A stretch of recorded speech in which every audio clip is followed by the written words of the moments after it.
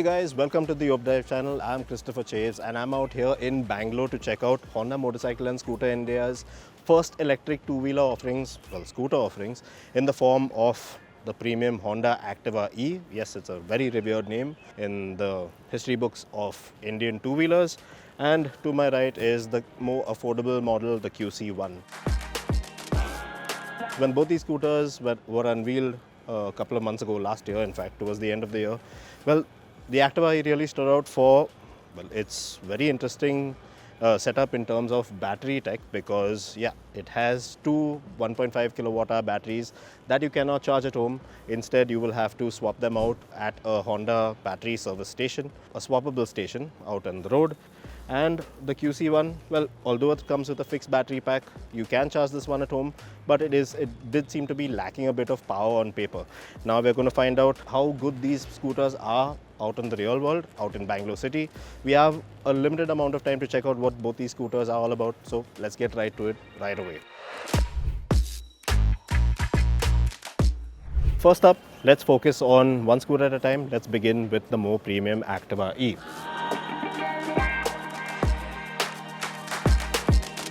Starting off with the design, well, as you can see, it looked very plain Jane, according to me. Not very dramatic with the cuts and creases, but it still manages to look nice and curvy and a bit futuristic with those LED DRLs. And of course, you do have those signature LED headlamp, the housing unit, which is mounted on the front apron. The turn indicators on there as well look quite nice. Nice and curvy panels, all fiber body, looks quite nice, not too dramatic once again. A nice addition are these air vents on the side, and I quite like these pillion footrests which sit flush into the body panel once you actually put it back in place. Now in terms of wheels, well, this is the top spec model. This is the Ride Sync Duo version of the scooter. You have a standard version and the Ride Sync Duo.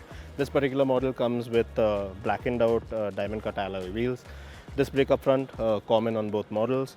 Telescopic fork up front, single-sided monoshock at the rear. And a real interesting bit has to be the motor. Now this, as you can see, is a swing arm mounted motor, delivers 6 kilowatt of peak power, and in terms of torque, well, this one is rated at 22 Nm. The suspension is very nicely set up. It looks really nice, single-sided swing arm and the motor mounted on there. And the suspension, well, the rear suspension can be tuned for preload settings as well. You have around 3 settings, I believe. Now in terms of features, well, this one gets quite a bit of them because it's starting off with the 7-inch TFT screen, nice and vibrant colors on there. The layout is nice and very easy to read on the go, very well laid out in fact. And it comes with phone tethering, Bluetooth connectivity, no turn-by-turn navigation because you have a proper map to actually look at and decipher and head in your intended direction. Switchgear, you have a nice 5-direction analog joystick to work with.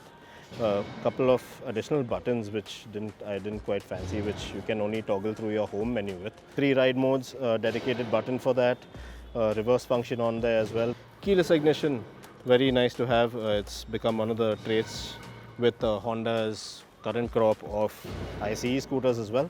And you also have an underseat release button, which is conveniently located in that general area as well. Now coming to the underseat storage area, well, negligible or non-existent rather, because as you can see, those are the two 1.5 kilowatt hour battery packs that power the scooter. Now, if you checked out walk around video before, you will already know that you cannot in fact charge these battery packs at home or out anywhere. You only have the option of swapping out these batteries at a Honda swappable battery station out in your vicinity, if that happens to be in your vicinity, that is. Now, both these battery packs is rather easy to get out, but yeah, the more fragile or the more elderly you are, you will find getting these 10 kg units in and out of the scooter, swapping them out at the battery charging station to be a bit tricky. Although you have 2 glove box areas, really tiny, not enough to store a bottle of water, but you can keep your phone, something like your phone in there if you had to charge it. Stays in place quite all right. Nice flat floorboard area as well to store your parcels and carry them on your journeys. As far as the seating area is concerned, well, getting on the scooter, not too much of a task. Seating posture, nice and upright as well. Good enough foot room for your pillion as well. My cameraman was seated behind me earlier on. Very comfortable on the go. You have 3 ride modes to toggle through. You can do it on the go. And you have Econ, Standard and Sport.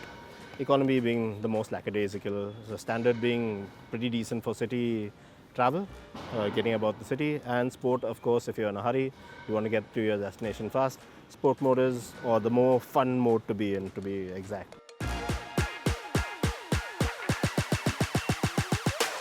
Now, the strange thing that I noticed on the Activa E's dash was the fact that this indicated range figure, well, it remained constant even though I kept switching ride modes, which ideally shouldn't be the case. It should technically indicate that I can go further if riding in a conservative power mode like economy. But that didn't really happen. And when questioned, well, Honda say that this change will come in the form of an OTA update. Alright, moving on. Let's get back to how the scooter performs in these 3 ride modes. Well, economy mode is the way to go, but not all that enjoyable according to me. Standard mode, decent enough for the city, getting about. It's a mix of both worlds actually, performance and economy. That's what it's designed to do, and it fares pretty well at that. And sport mode, of course, being the most fun thing because yeah, that will deplete your range, but it is the most enjoyable mode. There's a good amount of zip to it. In fact, Honda say that this scooter will go from 0 to 60 in about 7.3 seconds. That's quite nice. In terms of agility, braking, it's all very nice, very composed. The ride quality, the suspension, the way the scooter handles out on the road. You do feel the bumps, but the suspension units just iron out all the harshness of it. So although you do feel the bumps, it's not harsh at all, and it doesn't, you can just keep riding the scooter all day. It doesn't really matter. It's just so comfortable and nice and lovely to ride. So that's something I really appreciated about it. Now, the things I liked about the Honda Activa E, first and foremost, well, it's rather straightforward design. I quite fancy it. Then you have the amount of features, not too gimmicky, but yeah, good quality at the end of it. The screen is really nice. The buttons feels nice to employ as well. The functionality of it could be a little less overcomplicated because, or simplified rather, because yeah, it just involves a lot of button usage. That could be simplified. Hopefully Honda sorts that out in the future. Now, the ride quality, really commendable about the scooter because I really like the way this scooter manages to, well, just keep you away from all the sharpness of bumps out on the road. You can feel them, but yeah, you really feel very comfortable riding the scooter. We've ridden it for around a day now. I quite fancy it. The agility, maneuverability, the way the brakes are set up also, quite nice overall as a package. Seating area included. Now, downsides, of course, under-seat storage. That is a real put-off because, yeah, you do have the swappable batteries on there, which is a good factor to consider if you wanted to sell this scooter somewhere down the line because you'd get a decent enough price for it. But yeah, under-seat storage depends on your definition of convenience at the end of it, whether you fancy having that space to store your half-face helmet once you actually part ways with the scooter or you head off onto your destination. I've been riding around on the Activa E for around 35 kilometers now, gone down from around 99% to around 29% SOC. Yes, of course, not been very economical because we're testing. But now, guess what? I'm feeling a bit of anxiety and it's time to check out what the battery swapping process is all about. So let's head off to one of those charging stations, shall we?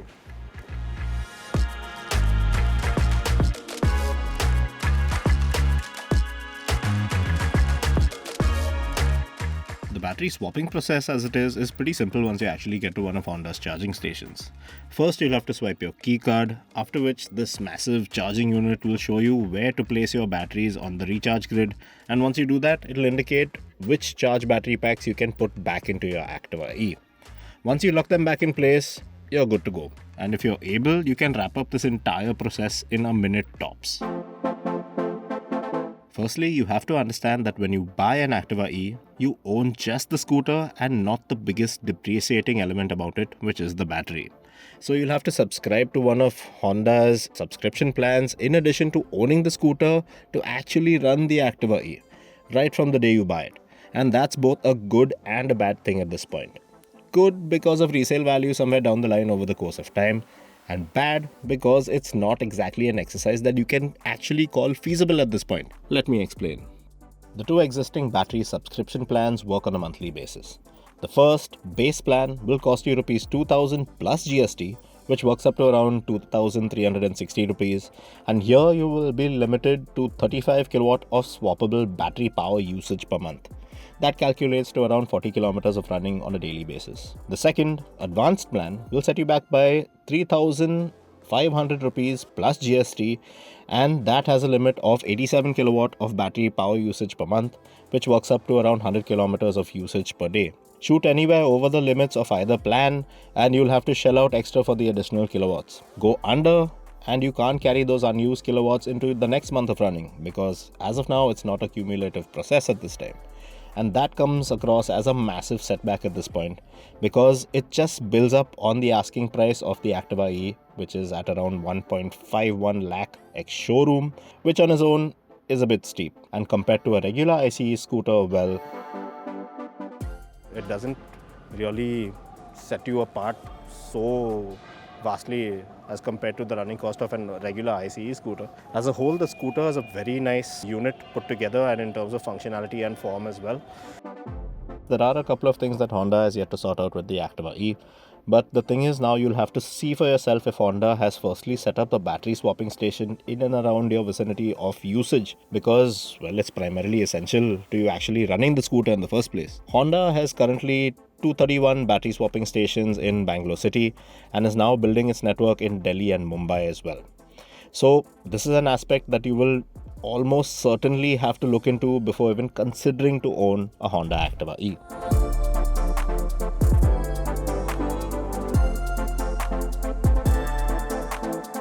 Alright, moving on. For now, let's check out the QC1, which is Honda's second e-scooter for India, and what it has to offer us out here.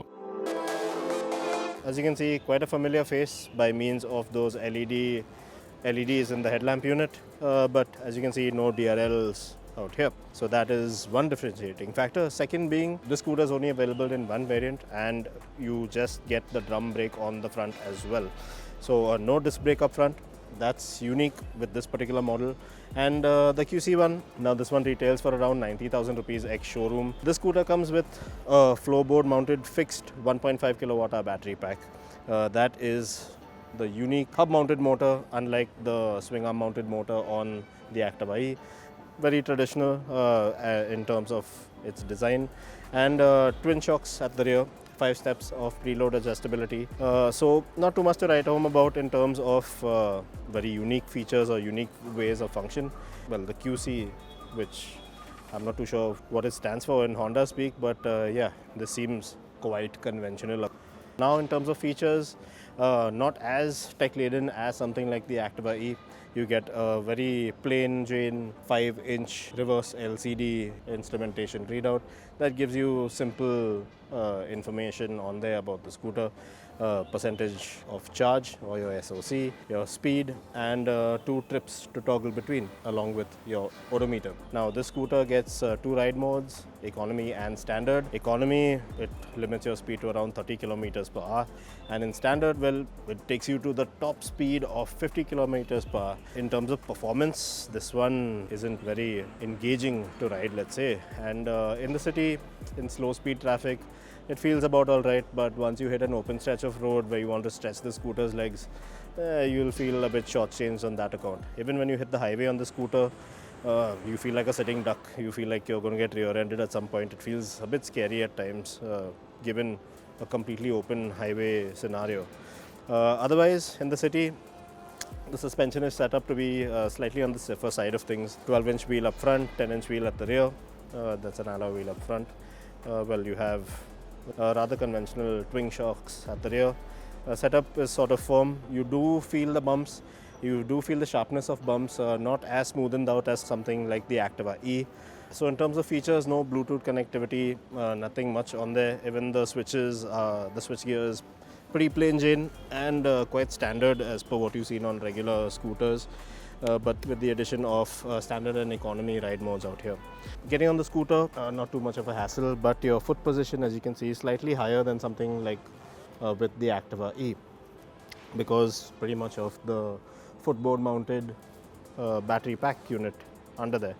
So, but yeah, turning radius, not too bad. Now in terms of performance, performance isn't really the scooter's forte. You hit the throttle once again, just from 10 to 20 kilometers per hour, it just feels so lackluster in performance. You might want to really keep your balance in check because you tend to lose that momentum quite quick if you want to get off the mark in a jiffy.